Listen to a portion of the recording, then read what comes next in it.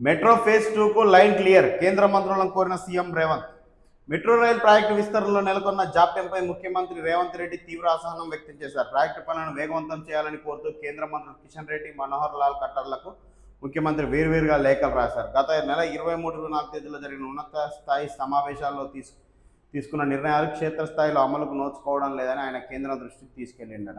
Right, తీసుకెళ్ళి తొందర చేపిస్తే బాగుంటుంది. ఖమేనీ అంతిమ వీడ్కోలు, తండ్రి పార్థివ దేహం వద్ద కనిపించని మోస్తాబా. ఇక వాళ్ళ మధ్య రాజకీయాలు ఉన్నాయి. వృధాగా పోతున్న నీరు, కాళేశ్వరంపై ప్రభుత్వం నిర్లక్ష్యం, స్పందించకుంటే 60,000 మందితో ముట్టడిస్తాం. కన్నేపల్లి పంప్ హౌస్ వద్ద కేటీఆర్ పర్యటన. వారం రోజులు కేసీఆర్కు అప్పగిస్తే చాలు. కన్నేపల్లి పంప్ హౌస్ నుంచి 1,00,000 క్యూసెక్కుల నీరు వృధాగా కిందికి పోతుందని బీఆర్ఎస్ వర్కింగ్ ప్రెసిడెంట్ మాజీ మంత్రి కేటీఆర్ అన్నారు. బీడు భూములకు నీరు ఇవ్వాలని కేసీఆర్ ఆలోచన చేశారన్నారు. మహారాష్ట్రకు వెళ్లి అక్కడి ప్రభుత్వాన్ని ఒప్పించి కాళేశ్వరం ప్రాజెక్టు నిర్మించామని చెప్పారు. జయశంకర్ భూపాలపల్లి జిల్లా కన్నేపల్లి పంప్ హౌస్ను కేటీఆర్ నేతృత్వంలో బీఆర్ఎస్ బృందం సందర్శించింది. ఇప్పుడు వృధాగా పోనీయడం ఎందుకు? నీళ్లు 60,000 మందితో ముట్టడిస్తాం అంటుండు. ఇప్పుడు ఇది దాదాపుగా ఎంత? 1,00,000 క్యూసెక్కుల నీరు వృధాగా కిందికి పోతుంది. ఎందుకు పోవాలి? ఇప్పుడు మనం నిర్మించుకున్నాం ఆల్రెడీ అక్కడ. దాన్ని వృధాగా పోగొడితే ఏమొస్తుంది? దాన్ని వాడుకోవాలి కదా. ఇలాంటి ఇప్పుడు రాజకీయ కోణంలో అన్నీ చూస్తా అంటే కలవదండి. కొన్ని రాజకీయ కోణాన్ని వదిలిపెట్టి ఏ విధంగా ఉపయోగపడతారు రైతులకు, ప్రజలకు అనే కోణంలో ఆలోచించి చేయాల్సి ఉంటుంది కొన్ని పనులు.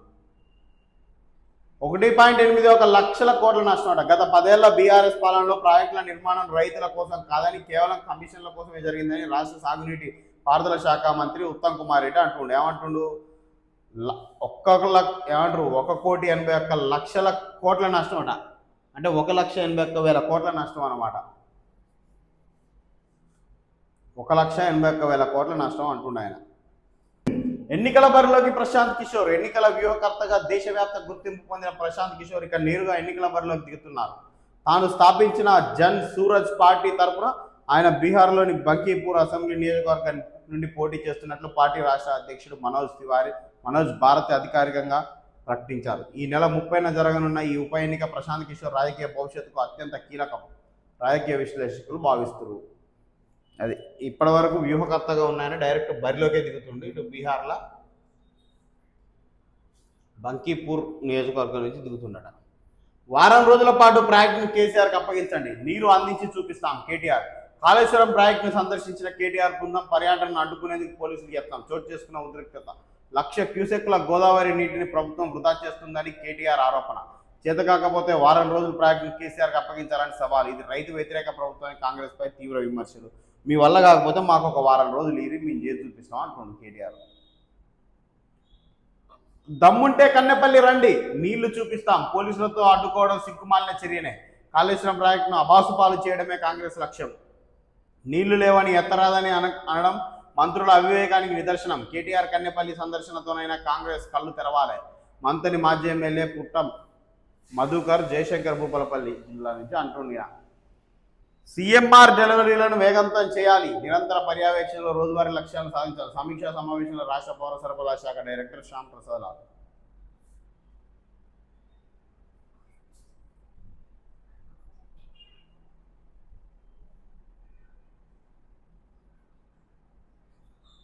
రైట్,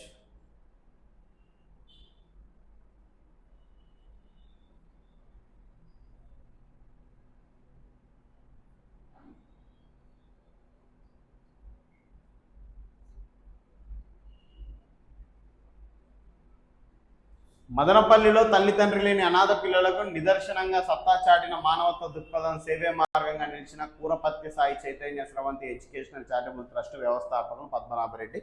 ఇక తల్లిదండ్రులు లేని పిల్లల్ని వీళ్ళు చేరదీస్తున్నారు. ఇది Kurapathi Sai Chaitanya Sravanthi educational charitable trust మదనపల్లిలో ఉంటుంది. బసినికొండ, మదనపల్లి.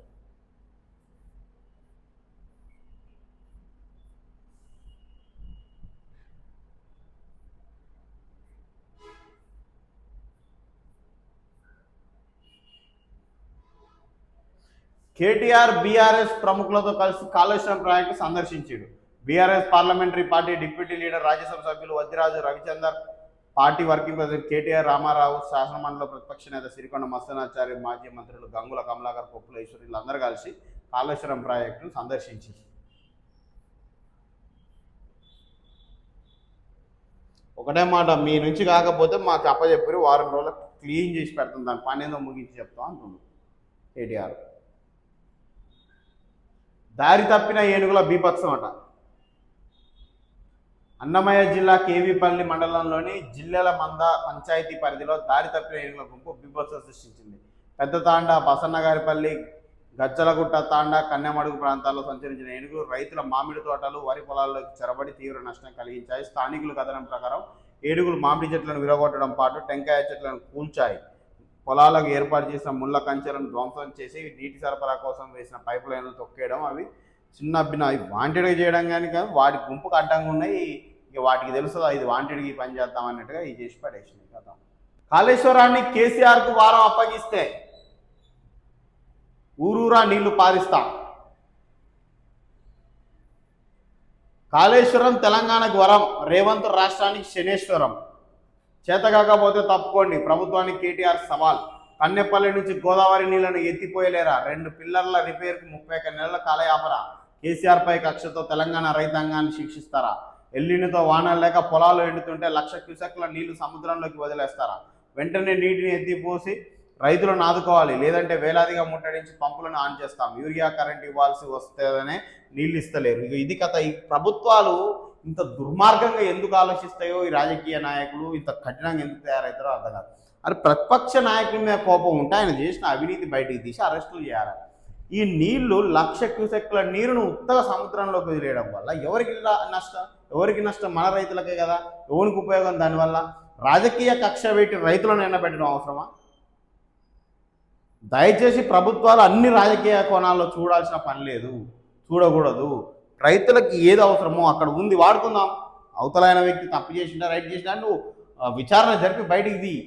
కానీ ప్రస్తుతం ఉన్న సోర్స్ని అయితే వాడుకోవాలి కదా. ప్రతిదీ రాజకీయ కోణంలో చూడడం కరెక్ట్ కాదు అన్ని విషయాలలో.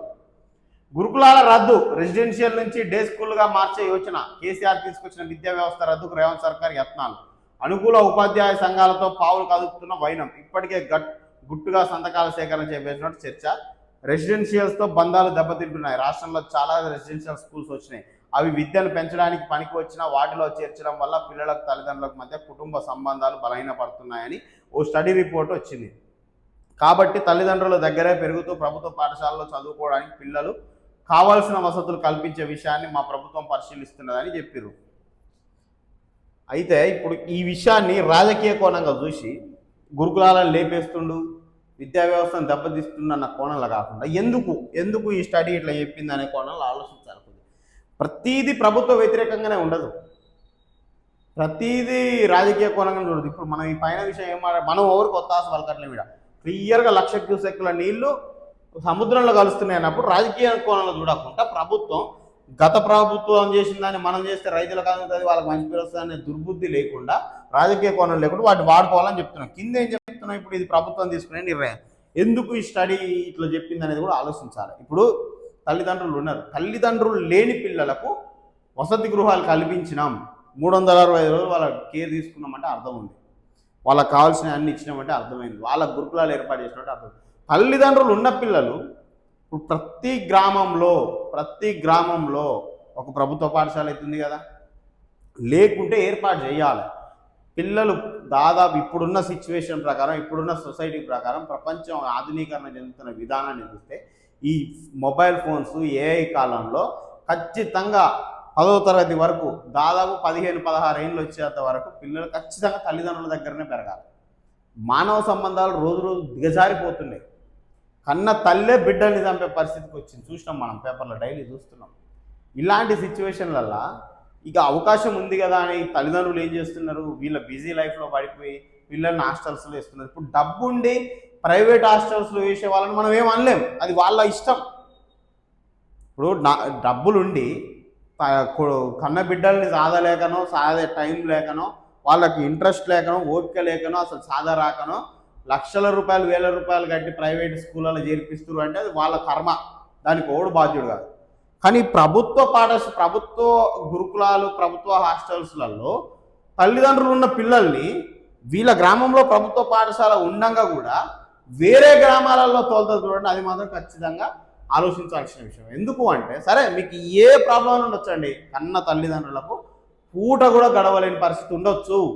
దానికి నీ గురుకులాలలో హాస్టల్లో చేర్పిస్తే నీ విద్యార్థికి ఏమేమి అందుతుందో అదే ప్రభుత్వం నీ ఇంటి దగ్గర కల్పించాలి ఆ విద్యార్థికి. అప్పుడు మీ పిల్లగాన్ని మీ దగ్గర ఉంచుకోవడంలో ప్రాబ్లం లేదు కదా. ఆ దిశగా ఆలోచించాలి. ఇప్పుడు గురుకులాలను తీసేస్తున్నాము అంటే దీన్ని రాజకీయ పరంగా చూడకుండా ఇప్పుడు ఈ గురుకులంలో ఉండడం వల్ల ఆ బాలునికి ఆ తల్లిదండ్రులకు ఎలాంటి భారం తగ్గుతుంది, ఆయనకు ఎలాంటి అవకాశం వస్తుంది, ఎలాంటి సౌకర్యాలు కలుగుతున్నాయి అవే ఇంటికాడ ఉండి కల్పించు. అదే తల్లిదండ్రుల దగ్గర ఉదయం పోయి సాయంత్రం వచ్చేటట్టు మంచిగా ఆప్యాయతల మధ్య పెరుగుతాడు, ఇటు కావాల్సిన చదువు చదువుకుంటాడు.